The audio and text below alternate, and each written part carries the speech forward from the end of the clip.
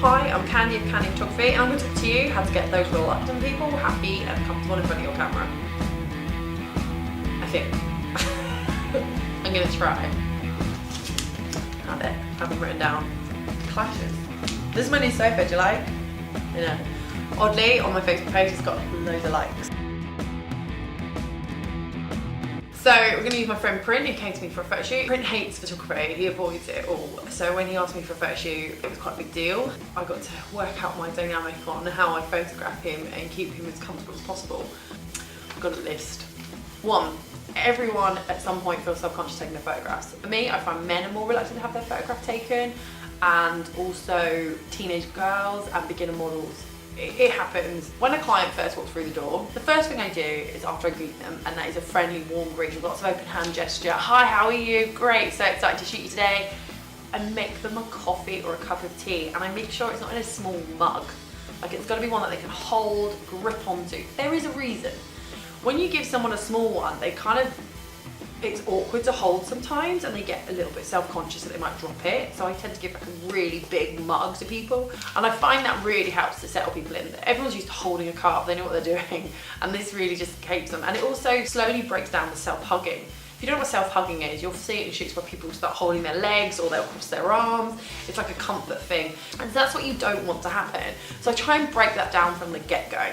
What I like to do is, although I've got the lighting already set up for them, we'll have a conversation while they're taking their coat off and they're drinking coffee, of me just tweaking things so they can sort of see. Now, I've already set the light up, but the idea is that when they come in, they're sort of getting involved in the process. When I'm ready to go, I don't actually get them to stand straight away. I try and get them to sit first. Because a lot of people will be stood and be a bit like, I don't really know how to stand, and suddenly they become very aware and either uptight or really, really closed in.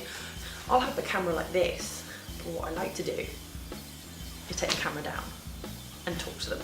So you shall see in my session with Print, I often take the camera down to talk to him, and I'll show him the back of the camera so he can see what he's doing. Always look at a familiar mannerism that they like to do. So Print's a smoker, I don't advocate smoking, but for him, having a cigarette is quite a repetitive, familiar thing. So when he started to close up a little bit, I said, hey, let's do some poses with you with your cigarette. He relaxed instantly. He knew what he was doing. He didn't light it, he just put it in his mouth, and that's quite familiar for him, and that made him relax. Giving people, models or clients, scenarios as opposed to expression, now show me happy, and they're like, no.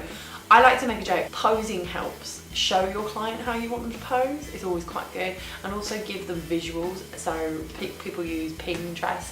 We make a board, Pinterest, and you can send it to your client and they get an idea of what's expected of them. Keep it informal. Don't be, yes, mister, yes, sir, yes, this, unless, of course, that is your type of client. For me, I like to use first names if they introduce themselves by their first name. When you start to notice your client is closing up, I say, hey, should we have another coffee? Do you want some water? If they say no, carry on.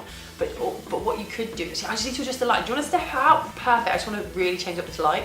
And they'll go sit down and they can relax and they can decompress, and you can just like, let's get you back in, let's get this started. The idea is that you're breaking up sessions so they don't feel they're the center of it the whole time, and you're easing them into it. When you finish the session and they're done, they still want to look at, they still might feel conscious about coming in to review the images. So what I tend to do is get them back in the studio within a certain time frame so they can review their own images and really relive that moment.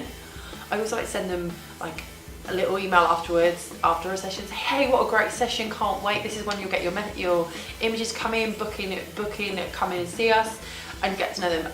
And as you'll see from Print, he actually, although he was incredibly reluctant to get his images, he did leave me an amazing review.